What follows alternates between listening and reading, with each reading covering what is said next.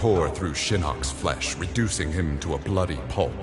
The creature then returned to its nest in Outworld.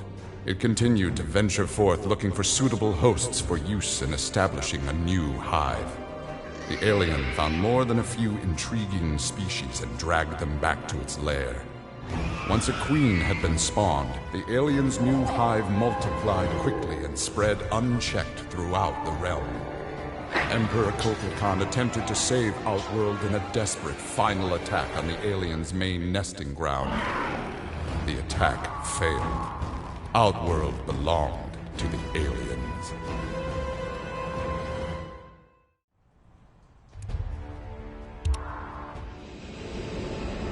Having learned that Outworld was now protected by the Mortal Kombat tournament, Bo' Rai Cho returned to defend his homeworld. He was no friend of Kotal Khan, but no realm deserved subjugation. Bo' Rai Cho began training Outworld warriors for the fight to come. With Bo' Rai Cho's fighting skills and leadership, Outworld repelled the Earth Realm aggressors. His former friend Raiden had been denied.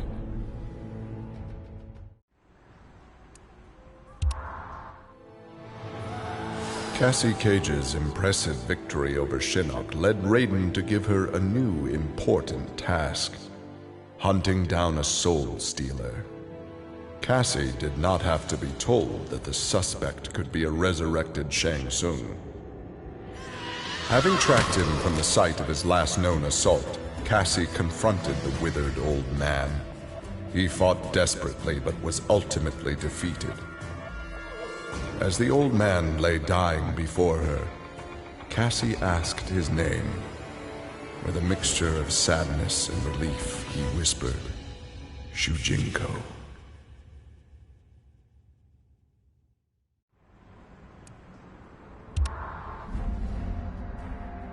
Devora's ultimate plan was not to destroy Shinnok, but to enslave him. She implanted larvae, her young, in his body to gestate. Having consumed the godlike power of their immortal host, Devora's offspring were unlike any Kaitin ever born. As they matured, they spread like locusts throughout the realms. Her army of Kaitin super drones brought glory to Devora, their beloved queen, and destruction to all.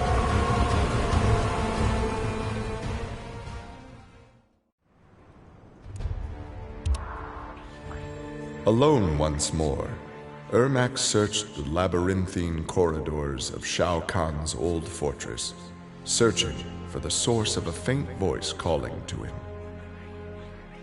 Suddenly, a wisp of dust brushed his chest, wrenching free one of his many souls. The dust took the form of a man who began to consume soul after soul. As the weakened Ermac stared helplessly, he recognized the mysterious figure. The sorcerer Shang Tsung, returned from death.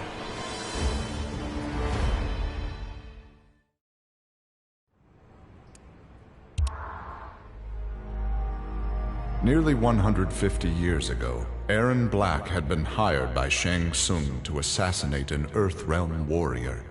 In return, Shang had slowed Black's aging process. He could therefore afford to be patient. If an employer wanted someone dead, they would be in time. A team of young Earthrealm warriors had caused Erron Black's current employer, Kotal Khan, much inconvenience. With the patience of a viper, Black eliminated them all.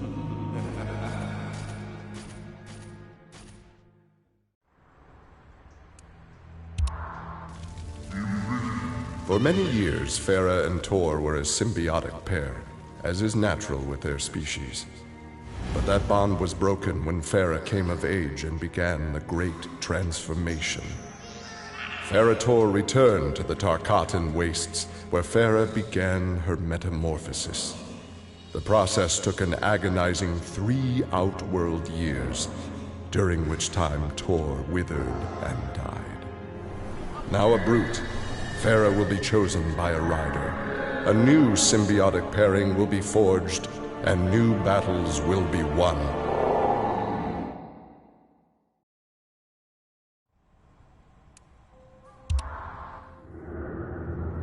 The Shokan had become outcasts for refusing to aid either side in the Outworld civil war.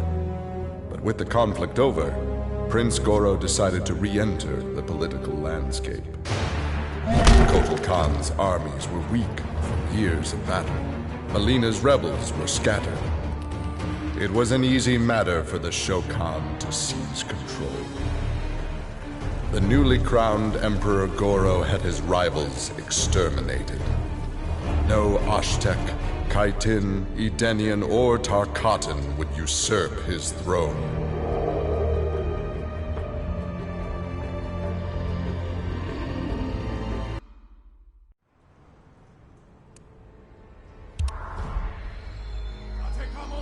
After his incursion into Earthrealm, Kotal Khan had become a prime target of Special Forces surveillance.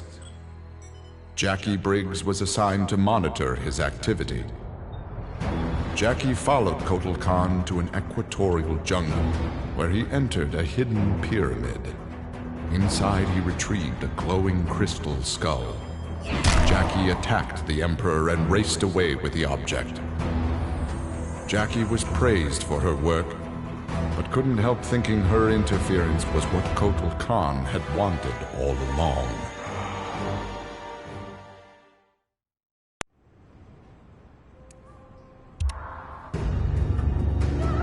Like Scorpion, Jason Voorhees was a revenant, a vengeful spirit returned to life. Hundreds had fallen victim to his bloodlust.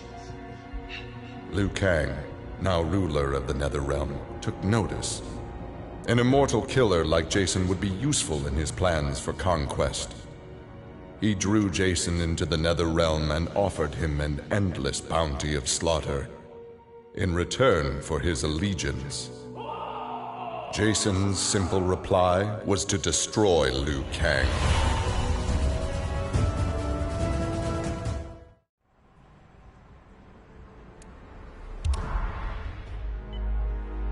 After Shinnok's fall, the hospitalized Johnny Cage asked Jax to fill in as leader of his squad. Jax agreed. It was a chance to spend time with and protect Jackie. Boarding their transport after a routine mission, Jax's greatest fears were realized as the mercenary Aaron Black sprung from the cargo bay and fired on the young heroes.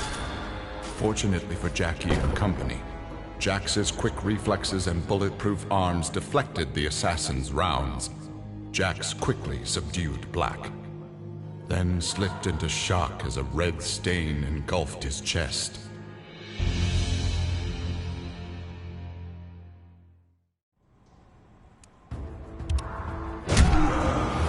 Johnny Cage's life had turned out to be stranger than any science fiction film, but he knew the final scene was approaching. With Raiden's direction, Johnny was able to sail to Shang Tsung's abandoned island fortress, where his adventure had begun, to contemplate his future. Amid the rubble, Johnny found an ancient tome. Its pages revealed that Shang Tsung had unraveled the secret to Edenian long life. Johnny Cage's retirement would have to wait.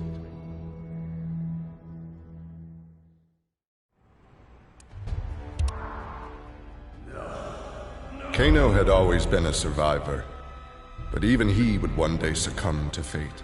His ideals of ruthless terror would die with him, unless he could pass on his methods to a new generation. Combat, weapons, high-tech sabotage, torture, all would be part of the curriculum. But before his students could learn his techniques, Kano would beat the weakness out of them. They would understand, or die trying. Kano's first pupil? His own son. Class was now in session.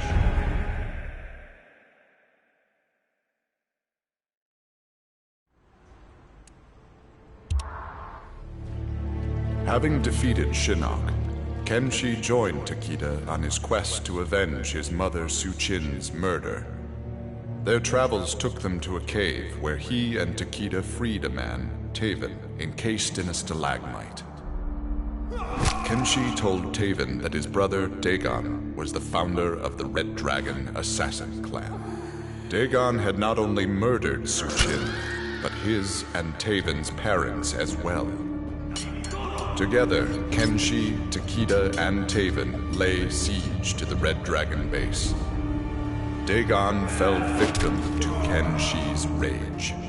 Su-Chin's murder had been avenged.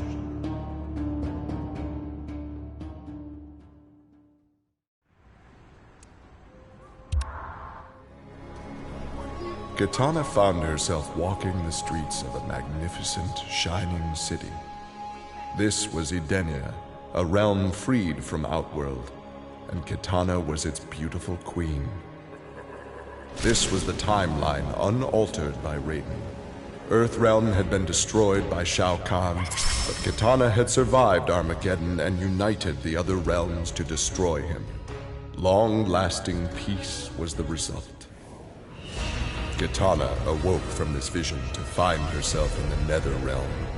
She was not the queen of Edenia, but a revenant of hell, and she hated Raiden for it.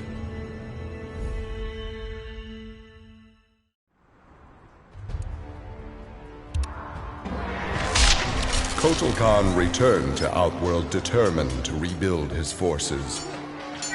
But Raiden defeated him in a surprise attack and claimed dominion over Outworld.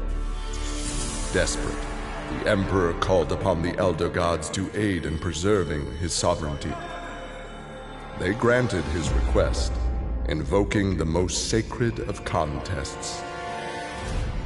Now, once every decade, Kotal Khan must enlist his greatest defenders to face Raiden's challengers in mortal combat.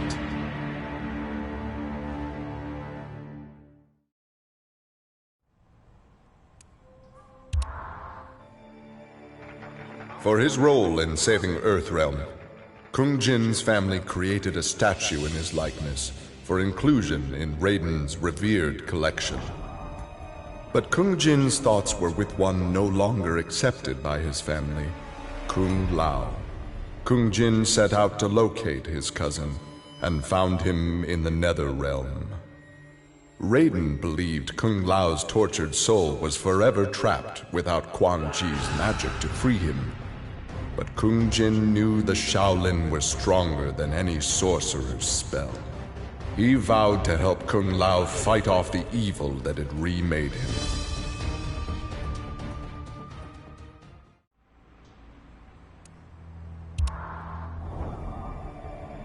After Shinnok's defeat, Kung Lao found himself trapped in the Nether Realm, his soul corrupted by Quan Chi's dark magic.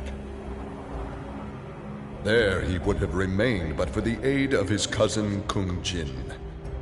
Together, their Shaolin strength repelled the evil sufficiently enough for Kung Lao to escape that dark realm and control his inner demons. Compromised but not lost, Kung Lao now exists as an agent of vengeance. He will show evil no mercy.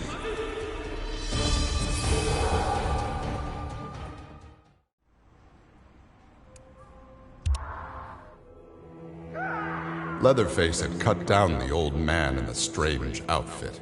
Maybe now that he was dead, the pretty yellow-haired gum-chewing girl would notice Leatherface. Putting on his fanciest mask, Leatherface found the army camp where the pretty girl could be found most days. He had to cut through a few guards and more than a few of her friends to get to her, but it was worth it. He pulled out the old man's face, which he'd saved for the girl as a present.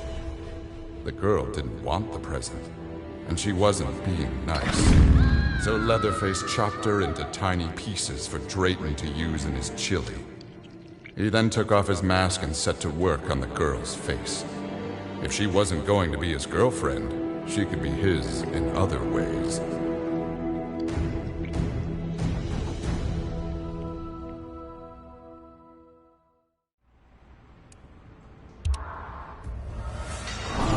With Shinnok defeated, Liu Kang explored the Nether Realm, a world that, without Shinnok's controlling power, had descended into chaos. Liu Kang was no sorcerer or elder god, but his fighting skill was more than enough to beat Netherrealm's demons into submission.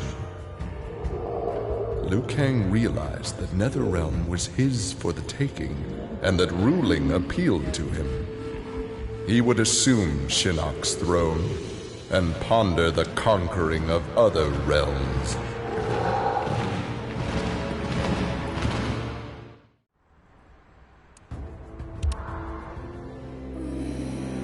Overcome with exertion, Mileena collapsed and felt her soul gliding through the ether. She awoke in an incubation chamber. Nearby were countless others, each containing an exact copy of her. Mileena found she could read each being's mind and they hers. They quickly realized the benefit of so many fierce warriors sharing one mind. As they plotted revenge on their enemies, the architect of the Mileena's awakening laughed quietly.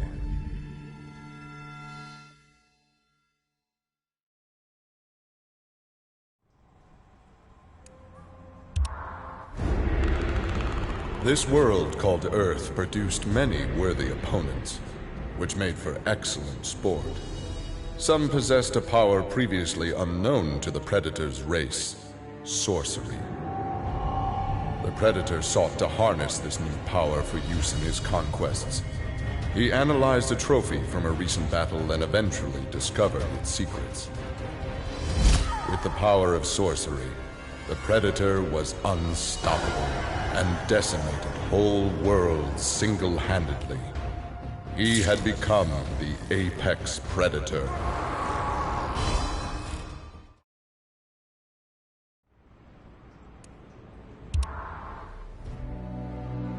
Quan Chi had long been a servant of Shinnok. His role in freeing him from imprisonment had not gone unnoticed by the Elder Gods.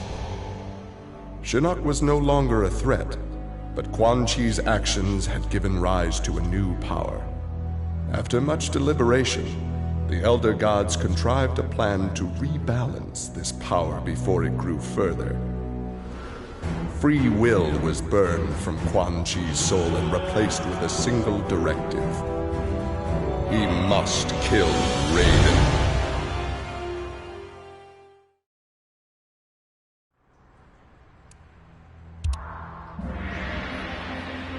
After millennia of fending off Earthrealm's enemies, Raiden began to wonder if defense was the best path to peace.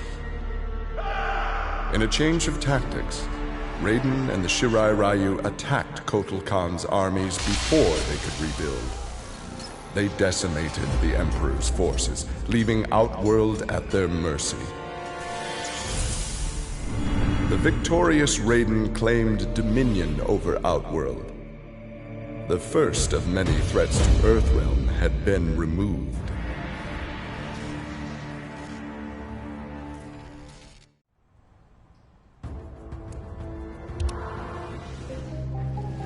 After Shinnok's defeat, Reptile was ordered to Earthrealm by Kotal Khan to assess the damage. Such intel could prove useful in future conflicts. Stumbling upon a collapsed cavern, exposed during the crisis, Reptile was shocked to see raptors emerging from within. Unlike the rest of his race, these raptors had never left Earthrealm for the doomed realm of Zaterra, and thus had remained safe and hidden. Alone no more, Reptile vowed to remain with his rediscovered people and reclaim their Earthrealm homeland.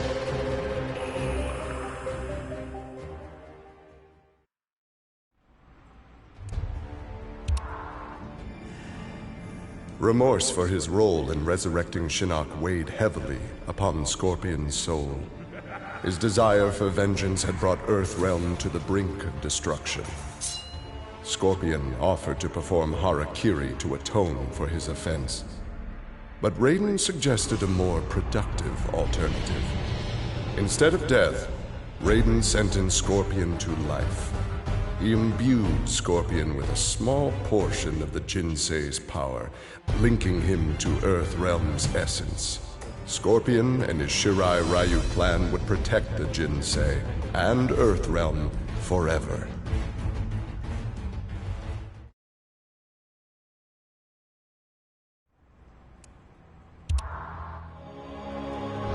Earthrealm belonged to Shinnok. It became the staging area from which he would finish his war on the Elder Gods, which began eons ago. The Elder Gods had lied to the denizens of the realms. They were not individual beings, but merely parts of a greater collective known as the One Being.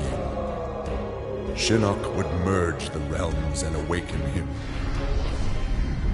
Whole once more, the One Being devoured the Elder Gods. Shinnok watched with satisfaction. This reality had finally come to an end.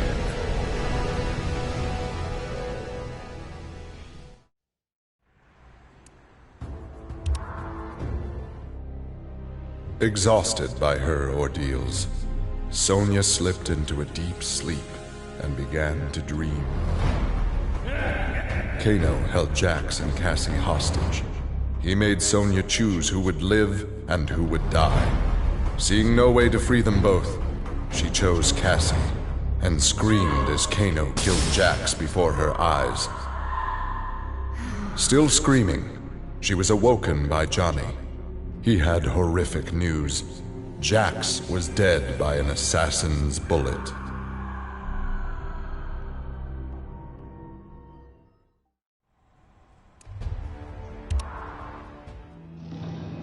Grandmaster Sub-Zero knew his Lin Kuei clan would need more than martial arts to stave off future threats to Earthrealm. In the frozen reaches of Outworld, he found the answer. A female frost dragon with a clutch of eggs. With his ability to freeze, Sub-Zero hatched the dragonlings. They accepted their Lin Kuei masters and their training as combat mounts. With a force of dragon riders, the Lin Kuei's ferocity became legend.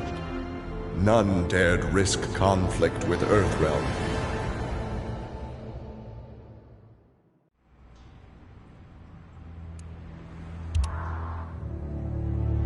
With Shinnok defeated, Takeda and his father set out to find his mother's killer, a member of the Red Dragon clan. Special Forces tech enabled Takeda to locate the clan's base and disguise himself and Kenshi as they infiltrated their ranks. Deep within the mountain stronghold, Takeda discovered an actual dragon, a prisoner of the clan. The creature used its magic to divine the murderer's name, then transport Takeda and Kenshi to a faraway cave.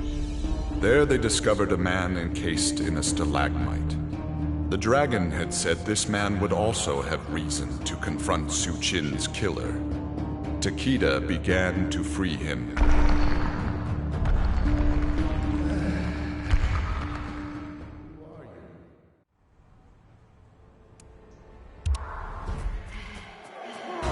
With Melina executed, Tanya's dreams of a free Edenia seemed dead as well. She and the other rebels were fugitives from Kotal Khan's justice. Her fellow Edenian, Rain, had proved a powerful ally and a satisfactory consort, but he had become useless to her. In exchange for leniency, Tanya informed the Khan of Rain's whereabouts. Imprisoned, but alive, Tanya's plotting began anew.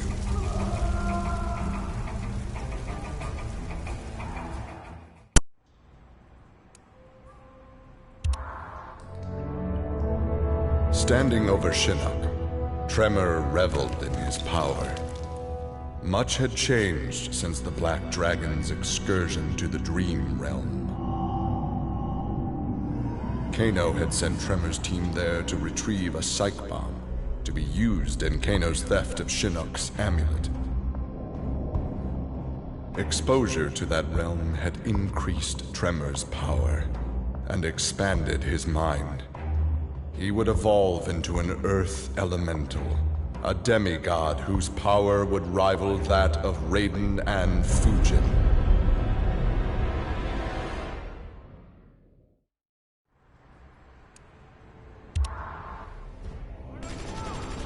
After destroying Shinnok, Triborg turned his attention to the Special Forces. General Blade and the others fought valiantly, but their human weaknesses led to their inevitable defeat. Now with access to the SF computer network, Triborg used it to interface with the Lin Kuei storage drives from which he was spawned. He saved the brainwave data of dozens of his Lin Kuei brothers and sisters to the SF servers. The SF laboratories provided the materials necessary for Triborg to create cybernetic bodies for each one. Soon the downloads were complete. The Cyber Lin Kuei had been reformed. But because Sub-Zero had forever sullied the clan's name, Triborg decided to begin anew. He would henceforth be known as the leader of the deadliest clan in all the realms, the Takunin.